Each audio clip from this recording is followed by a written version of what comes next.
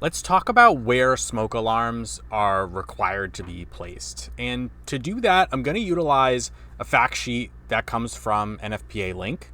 And we're going to talk about specifically just the locations in which they are needed to be placed. So smoke alarms need to be placed in all sleeping rooms and guest rooms. So an example here, right, we have all of our bedrooms. We're going to have a smoke alarm in all those bedrooms. And then outside of each of those sleeping areas, within 21 feet of those doors. So that's why we're going to have one in the hallway right outside those bedrooms. The reason we want it in the bedroom is if there's a fire, we want it to be able to awaken us to be able to get out. The reason why we want it right outside the bedroom is if there's a fire right outside the bedroom, we want it to be able to wake us up in order to get us out.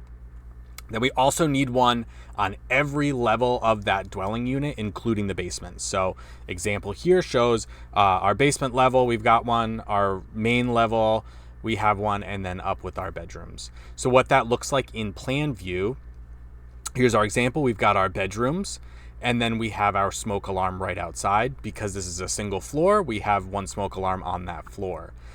Now, what happens is if we have separated sleeping areas, is we need to now have a smoke alarm outside of each of those sleeping areas, right? So if we look down here, we've got 2 bedrooms on this side. We've got our smoke alarm within 21 feet of that door.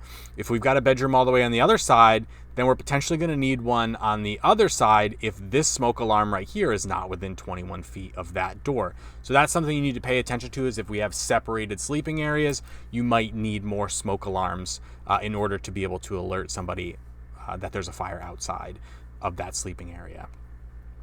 Now that's our main requirement. Now, if we have larger floor plans, we need to start looking at potentially adding additional detection. So if our floor plan is greater than 1,000 square feet or 93 square meters, now we need to look at making sure that every part of the ceiling on a floor is within 30 feet travel distance of a smoke alarm. Or at least one smoke alarm per 500 square feet or 46 square meters. So this is kind of what that looks like here. That's something we have to pay attention to on larger buildings or larger homes. And this is an example of how that would be if you were just to take the floor area and divide it by 500. Obviously, you'd have to round up to the nearest single smoke alarm in order to determine how many you need. But that's the basic requirement. The basic requirement is all bedrooms within 21 feet of those doors on the outside, and then one on every floor.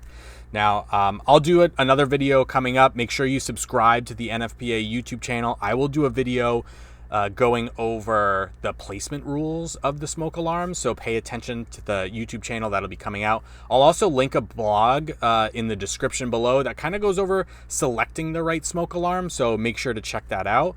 And as always, don't forget to stay informed and stay safe.